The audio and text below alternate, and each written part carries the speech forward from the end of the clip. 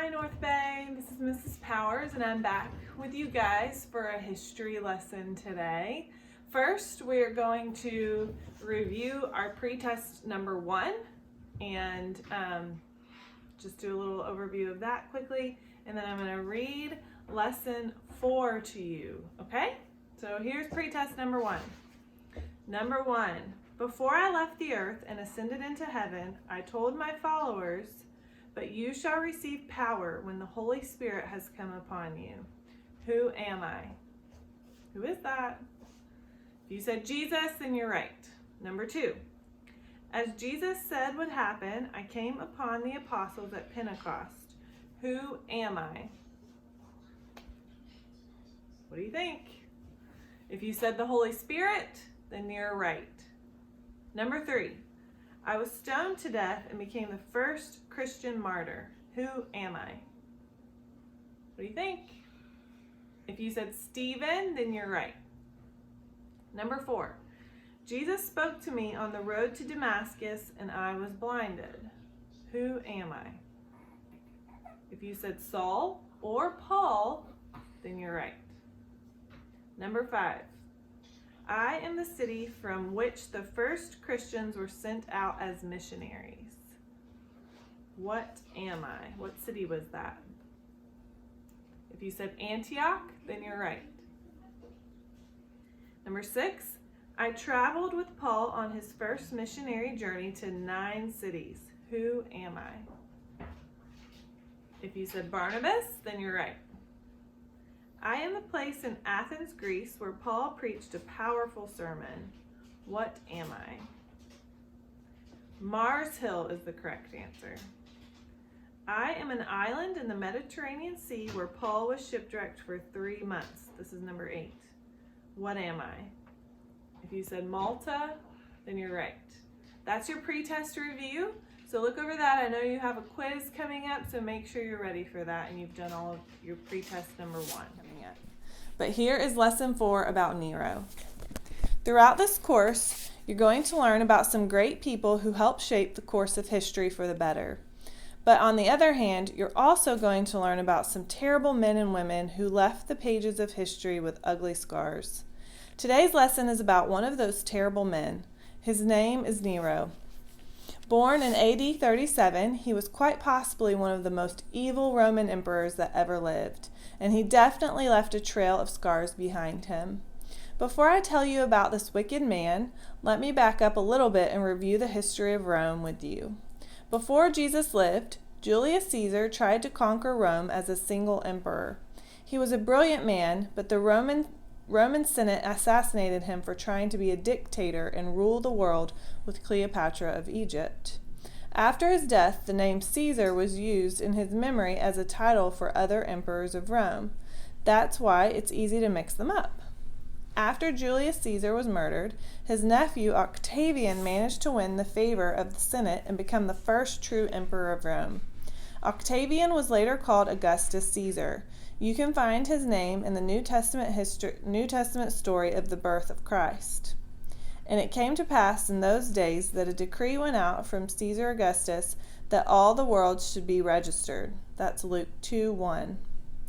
I find it incredible that God had his hand on these rulers in order that the prophecy would come true about where Jesus would be born. The prophecy said Jesus would be born in Bethlehem, and he was, because Mary and Joseph were traveling for the census that Augustus declared. Augustus Caesar did a pretty good job of ruling over the massive Roman Empire. Rome was said to be in its Pax Romana, or a time of Roman peace, under his leadership. But after him, things really went downhill. There were a couple of Caesars who were so unpopular they were assassinated. Being the emperor of Rome wasn't easy. The 5th man to attempt the job was hardly a man at all. At just 17 years of age, Nero became the emperor of Rome with the help and manipulation of his mother. The rest of this lesson is the story of how he ruled Rome and what he did that earned him such a terrible reputation. In the beginning, Nero showed some genuine humility as the young leader of Rome. When told that a silver and gold statue would be built in his honor, Nero shyly asked that it not be done, And when it was requested that he sign his first death sentence for a criminal, Nero said with great reservation, "Would that I had never learned to write." That means it bothered him to think of ending someone's life with merely his signature. Young Nero was also bothered by the Roman gladiator system in which men were forced to fight to death. He felt it was barbaric, which of course it was. Unfortunately, both his humility and compassion were soon to wear off. In time, Nero became a man of great indulgence, with the power and wealth of Rome completely available to him. He lived for the pleasure of things above all else. It's been written that he slept most of his days away and partied and carried out business through the night. In living for so much pleasure, Nero developed a selfish, cruel, and paranoid disposition. Paranoia is great, unfounded fear. At one point, he went so far as to have his own mother killed for fear she was trying to take over his kingdom. Nero's mistress, Poppaea, convinced him it was true. Maybe it was, although Nero's mother was the very person who helped put him on the throne to begin with. Nero's mother was just one of many people Nero had killed. Much like Herod the Great, who lived earlier, Nero went on a killing spree to rid his empire of anyone who appeared to threaten him.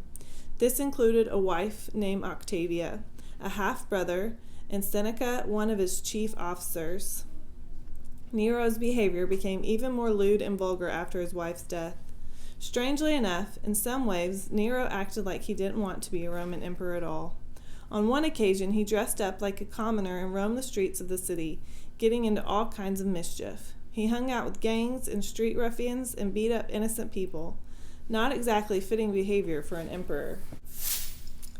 Furthermore, Nero appeared to spend more time in Greece than he did in Rome. He did this because of his love for art, music, and theater, which were far more popular in Greece than in Rome. Unlike any of the other Roman emperors, Nero regularly performed in Greek theater. At every opportunity he could create, he sang, played the harp, read poetry, or acted.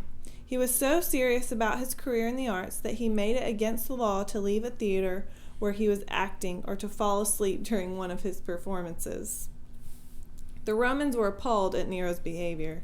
They didn't like the idea of their emperor mingling with the artists and musicians of Greece. What did it say about the Romans? Nero ignored their ridicule and went on to compete in Greek sporting events. His favorite was chariot racing. Nero received 1,808 winning crowns for all the Greek competitions he was involved in. This really bothered the prideful Romans. Nero was told he ought to just kill himself rather than bring such shame to Rome, but his behavior remained unchanged. To make himself even more popular with the Romans, Nero publicly whined about the layout of the crowded city of Rome. He didn't like where all the buildings were situated. It was true that Rome had grown rapidly and was very congested. Streets had not been well laid out, leaving Nero little room, if any, to build new palaces. Knowing that is how Nero felt, it only makes you wonder if he was indeed the one behind the great burning of Rome. You see, for almost a full week in AD 64, the city of Rome went up in flames. The great fire raged out of control. About 2/3 of Rome was destroyed, and many people lost their lives. During the fire, Nero is said to have nonchalantly played the lyre, a stringed instrument, while gazing out his window at the smoke and debris. Persecution begins. To most Romans, Nero appeared quite guilty of starting this catastrophic fire. To keep himself from looking so suspicious, Nero set up relief stations for the homeless, but he also looked for someone to blame for the fire.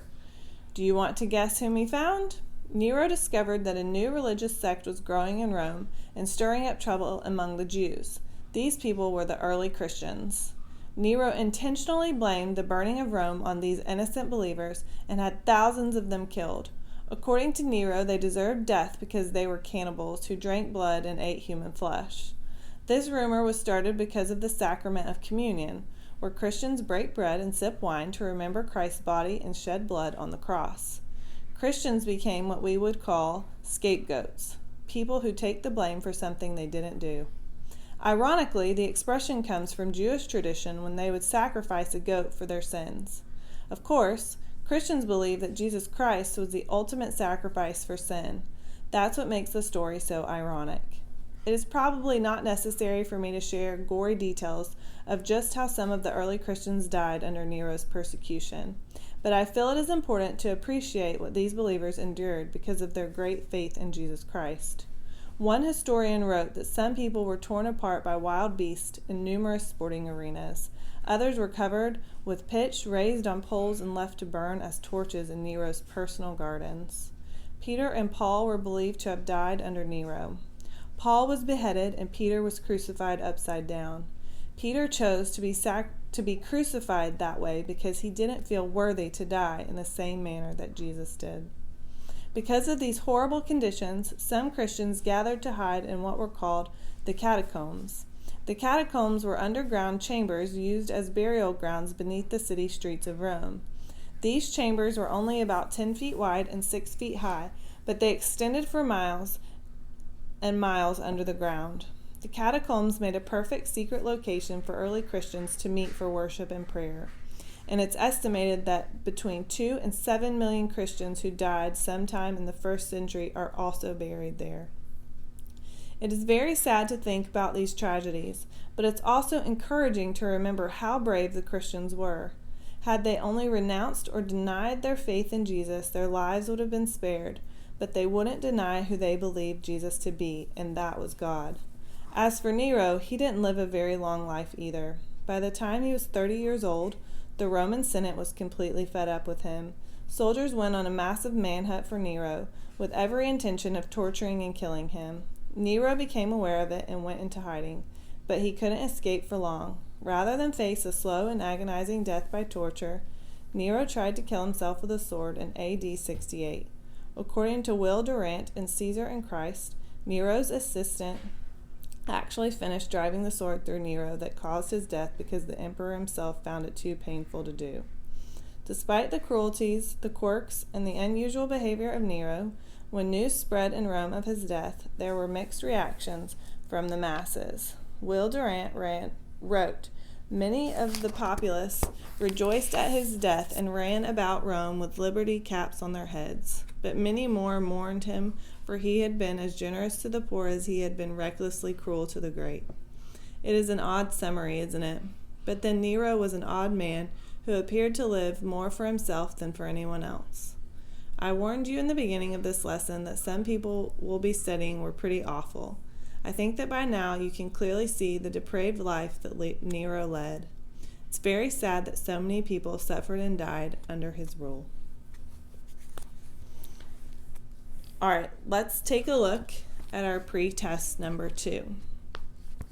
Number 1 says, and this is a word scramble, so you'll see in parentheses beside the blank space some scrambled letters, and that will be, if you unscramble them, that will be your answer. So number 1, Nero was one of the most evil blank emperors that lived.